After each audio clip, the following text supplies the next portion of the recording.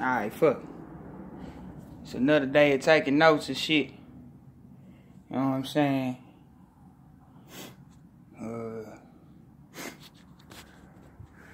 And the next thing is, I'm gonna roll off the tongue, is my notes on the little intriguing observation of smaller cats and big cats and the shape of their pupils and their eyeballs. Before I totally forget, I rehearse recording this once again, or before it slip my immediate recollection, is the fact that, you see, you got the smaller cats, the more domestic and feral, had the slit pupils like snakes, and you got the big cats like the lions, the cheetahs, the tigers, for instance, the jaguars.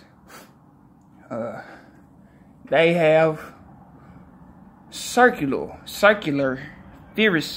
spherical pupils like us. Now the lion, just like a dog or something. The lion we see are more pack savvy. They call their pack of pride. The tigers, not as much. The cheetahs, somewhat. The tigers are, which would be another observation, that the tigers pretty much are like pack-like, but on a wider frame of things. They tend not to hang around their females. They get it in and woo-woo.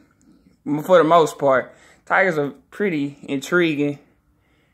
Can't just always put a finger on their behavior. It's not as, what you call it, repetitive or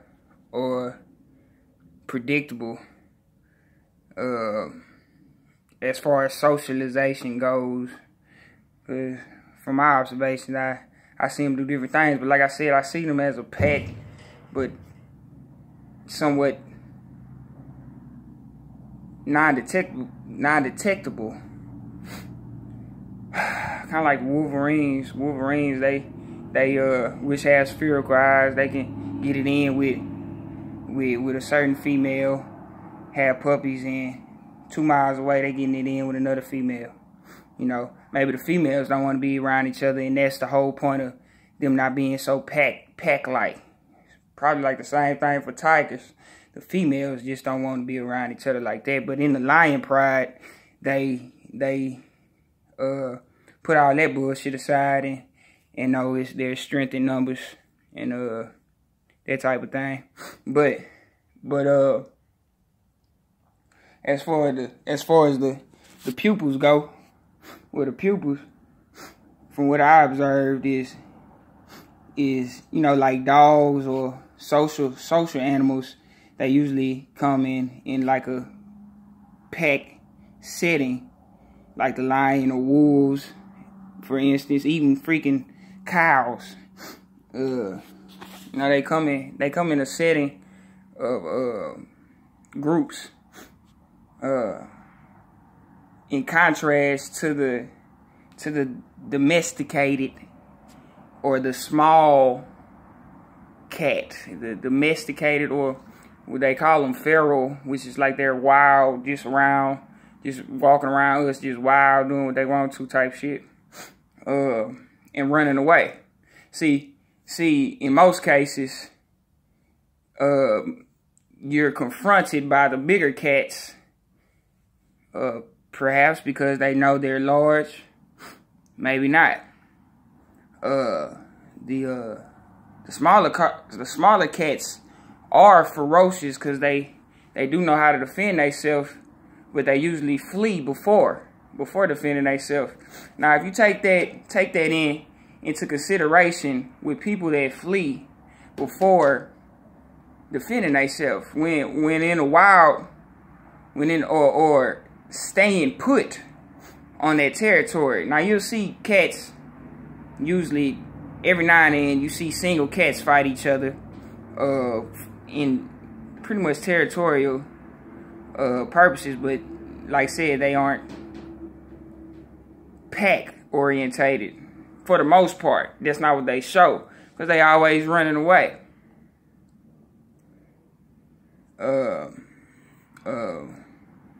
Which I say is always counterproductive for a creature, period. Because when you give ground, you give ground. I mean, there's no other way of putting it. But like I said, and scholars or scientists or people who have done research or whatever, they relate to the slit pupils as you know, some type of reasoning for ambush predators, like snakes. You know, snakes do that, and they more ambush like and shit like that. For the most part, but that's the whole idea. If you take a look at the ones with the circular pupils, you see lions, and within their pride, they're always handling hierarchy. You see hierarchy. We look at it as hierarchy, but for the most part, they living their life, and they really just laying down what needs to be laid down. I mean, some of them that's just out there for hierarchy are usually the ones getting ripped up type shit. And if they in there, the hierarchy just kind of spells itself out for the ones that's serious, like the veteran lions. Then the regular little knucklehead lions or silverbacks, knucklehead gorillas in there just doing some shit. All for the wrong reasons. But point is, within the group, like in the dog pack as well, or in the wolf pack as well, the ones that's alpha are the ones that's looked toward to in elected. They rose themselves up, but it's all by election. But they gain their respect because they're productive. They're the ones that's looked toward as providers, that have a seed or have a something bountiful that can overall multiply the pack in putting food on the belly, you know, better socialization, a firmer militia, you know, shit like that. And that's what the alpha is, or the lion. You know, you might have 2 or 3 lions in a lion pride, but it's one that's gonna be looked towards for the most part. You know, one may have a point in one area, and the other may have a point at another time, or some shit like that. But in numbers, there's a usually one that's supposed to be leading, or gathers the momentum, so to speak, or some shit like that. But when you look at lions battle each other, or shit like that, say a female lion does something to a male lion, they get into it, and maybe the male lion just backs off, he do shit like that. He stops himself before he thinks he's starting a trip on his own, what he sees as the better productivity. You know what I'm saying? Because for the most part, they don't want to kill their females, because they want to put some seed in that ass. So but in other cases, maybe some veteran lions don't give a damn, and they don't want to be mocked with, which is for the most part why they veterans. And they as you see them fight, you see social behaviors like bowing down. The motherfucker can't even look at the male lion. That's when you see when you really see a veteran male lion. It's one that kind of doesn't have all that grimace when it's time for fighting. He's just up in a wreck, and like, you know, it's almost like he's not even fighting. He's just going. He's not going through the motions, but completing the work day or some shit like that. So So you can see that for the most part in the veterans, and you see them fight a younger one within the pride or something like that, and they always bow down, and it's a more ferocious submission in the big cats than it is for dogs. And you see them kind of do the same thing. They expose their belly and all that shit. But what's being handled is questions. It's like someone had a question for the male lion and he answers it. Or for the alpha male and he answers the motherfuckers. And you can tell the answer with a answer because with the solution, because the other one bowed down. He ain't know what the fuck he was talking about type shit. Or you know, all this testing is you know, it's instinctual for the best one to be the momentum or the leader of the pack or the pride or the clan or whatnot. So that's what's going on. So you can see behavioral confrontations. They handling issues for the better of the whole.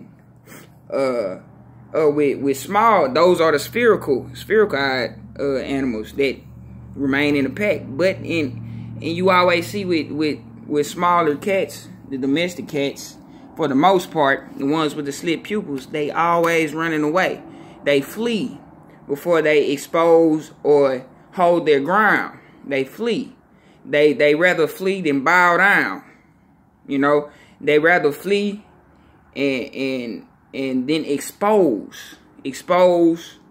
what they have to bring to the table, which they really don't have anything to bring to the table because they fleeing away, and that can be in relation to the whole ambush thing. They always run before they expose the issue, which is, I mean, it's counterproductive. The best way to get things learned is for everybody to just go ahead and rub it out.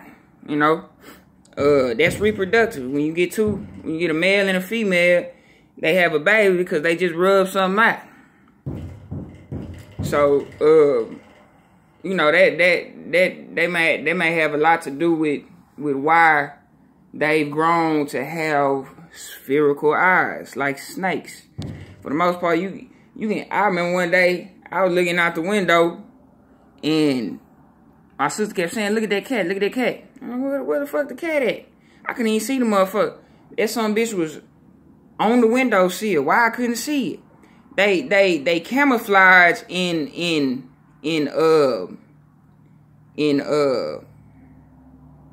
what you call it, you know, it's a camouflage not to be exposing themselves. And same shit with snakes and reptiles. All the motherfuckers that got slit eyes, it's always something to do with camouflage. They always blending in and shit. With the environment and all that type of stuff, which is cool for hunting, you know. Even the big lions do it, and the wolves, they just chase the motherfucker down until they get tired of the trip. But the big lions do it for the most part. Hell, if they had the energy, they'll just be chasing the motherfuckers down too, like the wild dogs. But they so goddamn big, and they don't just be trying to run after shit like that. So they creep up on them and they do their thing, but they get a lot of they exposing that through socialization. So yeah, the slit eyes with the smaller cat may have a lot to do with that. For some odd reason, they don't bring anything to the table. It's like for every creature, is instead of running away, or with dogs, for, you know, the more productive dogs or the more productive animals, they trying to settle some shit, whether you on 2 legs or on 4 legs, you know, for the forthright animal. They trying to settle some shit. They ain't running, tucking tails and all that shit. They ain't trying to not get to know what's going on. They ain't trying to be an enemy or continue to have enemies. Because when you out there and you are ready to bring whatever is to the table, then you ain't really worried about enemies. You worry about peace. Tell you the truth, you want to get everything settled and squared away. Type shit. With the small cats, they always running. They always motherfucking running, and you know, shit like that. Well, that's in comparison with cats. Now, I don't know, shit, raccoons, they got spherical eyes, I believe. What other, coyotes, they got spherical eyes and shit. But, you know, you start to see the you kind of see the similarities in that. And like I said, the smaller cat is opting not to expose. I mean, you can see it. I had a small cat cornered, and with the same, I pressed it like, you know, pressed it like as if it was during the pack. So they have the just like pretty much any animal, you can if you can recognize it and pick it, you can square in on them. But it was more easy than I thought it would be for the cat. I mean, hell, that cat, they less reptile than anything, but they do have them slit pupils. Motherfucker put their head down, the cat put his head down and everything. One time, I turned around the corner, motherfucker was on his back, stomach exposed and shit. So the cats have it too, you know, and that's just an interesting thing. I'll be noting. I probably have. It feel like I'm skipping something that involves this. I should have recorded it when it was fresh on my mind, which I did, but I deleted it. Didn't have anywhere to store the video or whatever. But that's note on that.